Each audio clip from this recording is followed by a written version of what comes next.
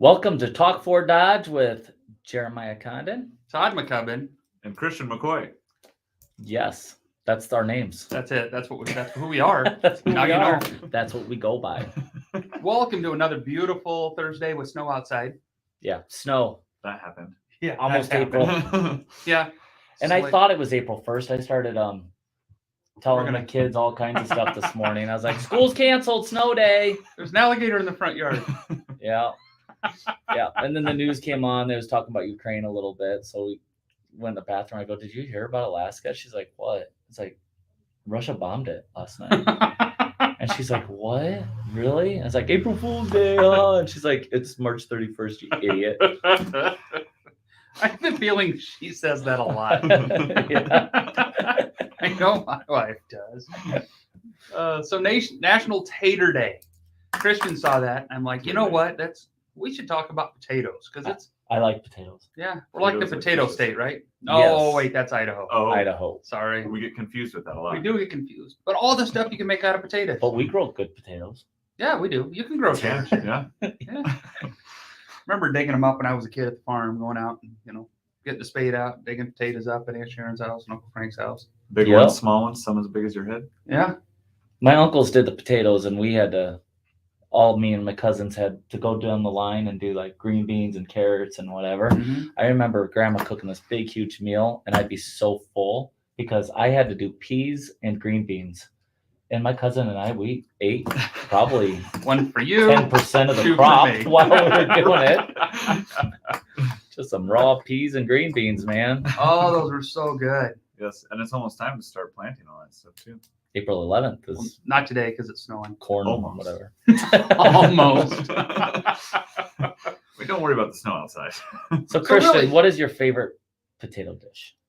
I like to dice up some potatoes and then do some broccoli, cauliflower, olive oil, salt, and pepper. Bake it in the oven on a sheet pan, 350, about 30 minutes. Wonderful side dish. He's like a chef without Okay. without the degrees. Without the degrees. Yeah, Yeah. yeah. Yeah, I like love you to should cook. see his like social media, or Yeah, I think you see your Snapchat. my Snapchat. Yep, I like to put recipes on there. I love to cook. What's your favorite? I love potatoes. Like every time I cook anything on the grill, I chop them up, put butter, onions, and in tin foil, and I throw that on the grill. But- Nice. So good. Nice. And then I have to make a second one for Jenny because she doesn't like onions, which Mm. is just silly because then there's no flavor to the potatoes. But Yeah. I like onions. I don't. So I could eat them both. I do them both. potato soup is good. Delicious. Mm-hmm. Shepherd's pie, Hash browns. hash browns, tater tots, Baked potatoes, French fries. All that. Yeah. Twice The a only week. French fries I don't like are sweet potato fries. Because it's not a potato. I love sweet potatoes. Yeah, in the right place, but I don't know if a fry is the right place. I have a whole Love it. shelf in my freezer that just has potatoes on it. It has hash browns, shredded hash browns, cubed hash browns. Yeah. What is that? Potatoes O'Brien. Yeah. It's the cubed ones. Potatoes all rotten or all gratin. Yeah, we got boxes of those. And My mom's going to watch this, but I'm going to tell her I feel like we had potatoes all rotten every day as a kid growing all up. rotten. My They were mom, good. It was out of a box. I thought my mom made the best scallop potatoes in ham. You know my absolute favorite potato dish? Hmm. Vodka. Mm. Potato vodka. Yeah. Most vodkas make Right. potatoes. So, yeah. That's my go-to. Interesting. I did not know that. It's good for everything. Right. Well, it's good to know that we don't get our vodka from Russia then. It probably comes from Amen. Idaho. Yep. Oh, it comes from Texas, but Tito's. Cool. Oh, and yeah. Hopefully we get somebody local make some vodka here one of these days. Hint, hint, hint. Yeah, I even like going through Wendy's and getting a baked potato every once in a while. Yeah, I used to do that a lot. Like go through I a thought you fast were going food to say place I and go get through potatoes. Wendy's and get a Vodka. shot. And your screwdriver. Get that potato, get it with chili, and put your chili on top of your potato from Wendy's. I knew Joyce was going to be the perfect person to be in a relationship with when I said, hey, can you get me a screwdriver? And she said, Philip, standard or vodka? Wow. Covered it all. I'm like, yeah. You just said yes. Oh, shoot. That's funny. Well, that's the fun topic for today. Mhm. That is a fun topic. What's the other topic, Todd? That thing we talk about every week. And real estate? Not enough houses on the market. Not enough houses. We need houses. Our office put up 2 listings, one in Eagle Grove and one in Dayton.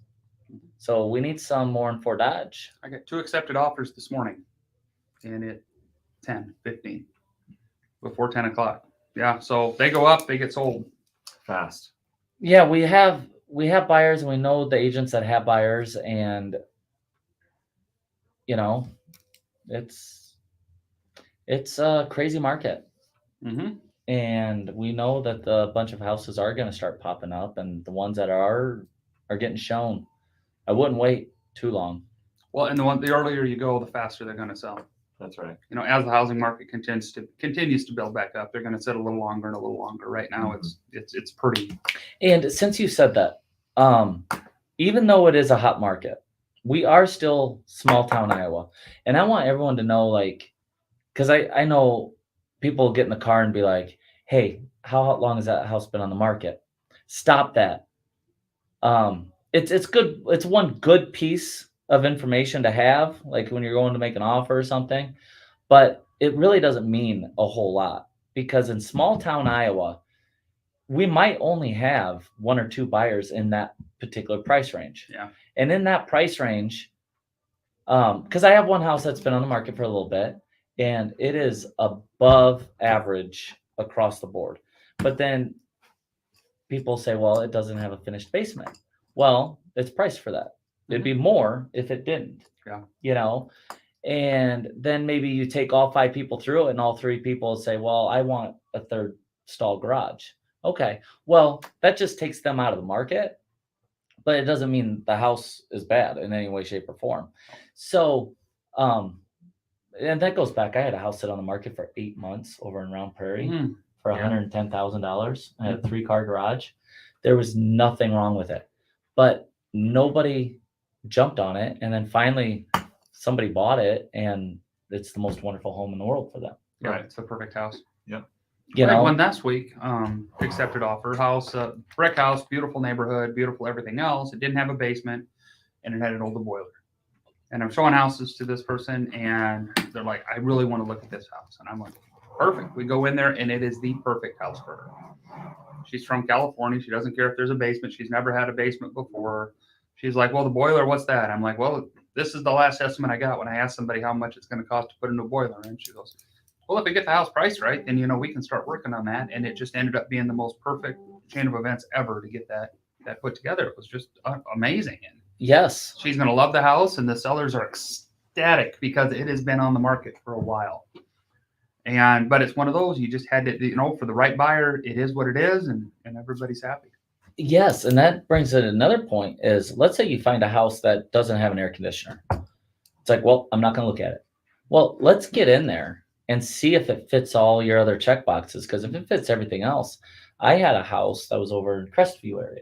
Mm-hmm. It wasn't my listing, but my buyer didn't want to look at it, but I knew it fit everything. It checked every box except the every air box. Yep. And it was in the 60,000 range, and we got in there, and she's like, oh my gosh, I just love it. But it doesn't have air conditioner, and so I don't want it. That's a phone call, and what was it, $2,500, $3,000? It was exactly between $2,500 and $3,000. Yep. And so it depends on the side of the house. Fair warning, it's not always that. Yeah. Sometimes it's more, but we can get those numbers fairly easy. But we did. That's what we I got a quote, and we worked it into the deal. Mm-hmm. So we made the offer for $60,000 with the air conditioner installed beforehand, and we had a receipt for that. Yep, this is the estimate. And she closed on that house, and sure enough, there's an air conditioner there. So think outside the box. That's what we do. That's what we do. That's why you hire us. Mm-hmm. But yeah, don't not look at a house just because it doesn't have one thing. That one thing could be fixed. Mm-hmm. And once again, I say this all the time to all my clients. I would rather look at 1,000,000 houses with you until we find the right one than put you in something and try to sell you into something that you don't want. Right. None of us are salesmen. I mean, we say that all the time. We are here just to help put the deal together and find you the right home. So you're going to find the home, and the home's going to sell itself. We don't have to do that for you. We're not going to push you into anything. We're going to make sure it's the right space. And that's the other thing, I think, if you don't have somebody that you're working with like us, you're like, it's either somebody's trying to sell you something, they're over pushing it, they're, doing this, talking about all this great stuff. And then we'll go in and say, this is a great house, but I want you to look at this, and this right now so you know what you're getting into. So it's just one of those things, having somebody that does this all the time makes a big difference. We want our clients to have the house that's best for them. Mm-hmm. We don't want them to be in there for 1 year and then say, oh my gosh, I'm not happy with this. I want out. Yeah, I don't want a phone call in a year saying, I hate it. Oh, I can't believe you made me do this. Or you hate getting those calls that, hey, we bought this through whoever, and they said it's the perfect house. They talked us into it. Now it sucks. And it's just not what they wanted because they were talked into something they didn't want to be. I've never had that. I've had it Someone once. talk into something. Yeah. Because it's their ultimate decision. Mm-hmm. And that's the other thing is we don't need a sale. There's some people out there that need a sale. Mm-hmm. And that's dangerous. Be That careful working with somebody like that too, because that doesn't benefit the buyer. Nope. We work to represent you, and we feel like if we do a good service for you, they're going to recommend us to other people, and that's what we do. It all comes full circle. Mm-hmm. It does. Awesome. Am I like that much bigger than you? Because No, you're just I'm just pulling all the way looking- up to the table. I'm just looking at the camera. I was like, I'm big, Jeremiah. You're like the old lady that pulls all the way up to the steering wheel and drives like this. Yeah. That's you sitting in that chair. The rest of us You are all know laid back and what I did today? What is it? March 31st. Mm-hmm. I got in my car and I underdressed today because it's March 31st. And I got in and I am so cold. I'm like freezing.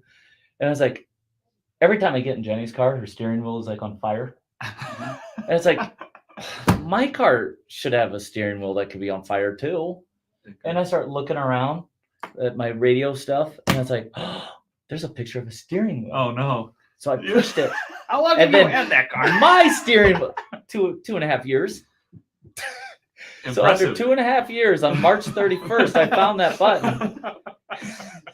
Wow. People make fun of me for my tech. Like, I don't need all this high tech crap. I could drive a 1975 diesel pickup and be happy. I have a 1979 pickup if you want one. I'll take Is it it. diesel? No, it's not diesel. I think So- all of us would be happy in a Oh, 1975 we have a diesel pickup? pickup. That'd be fun. Yeah, It's like but Christian's gonna go pick up signs he's got to pick up. I guess You know those old Dodges with the headlights, with the big diesel? I want one. That'd be cool. 1-ton dually. That would be cool. I'd gas drive starts better in the winter though. Yeah, just plug it in. Plug it in. Garage. So if you need a house in the garage so you can plug in your 1975 I knew that was going somewhere. All right. So I saw, oh my gosh, I cracked up. This guy was driving a Tesla, right? And he ran out of juice and he walked 2 miles back to a gas station and got gas. And this was a TikTok too. And the guy then is like, wait, time out. You're getting gas and you have a Tesla. That makes no sense in the world. And he goes, well, I need gas. And so this guy's like, okay, well, I have to walk back with you to the car because Teslas don't take gas. So he walks in and that's when he's got the phone. They open the trunk and there's a generator in Teslas, or maybe it's an added feature or something. I don't know enough about this vehicle, but he takes his 2 gallons of gas and pours it in there. And the guy's like, you have to have a gas generator to run an electric car. Mhm. Yep. Just like electric excavators are charged with a giant diesel generator. Like train locomotives are called, what are the diesel electric, whatever. Yeah. So they have a big diesel motor that runs a generator that runs the electric motor that pushes the wheels. Mhm. That's old technology. I used to drive that. Trains? Mhm. Nice. I did 3 years.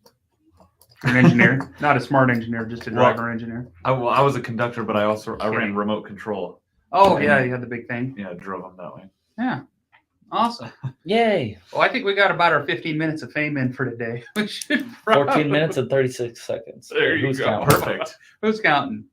All right. Well, happy National Tater Day. Go enjoy some taters, whether it's for lunch, dinner, or cocktails, Or all three. or all three. All three. And we'll see you guys next week Eat on up those taters. Talk Fort Dodge. Bye.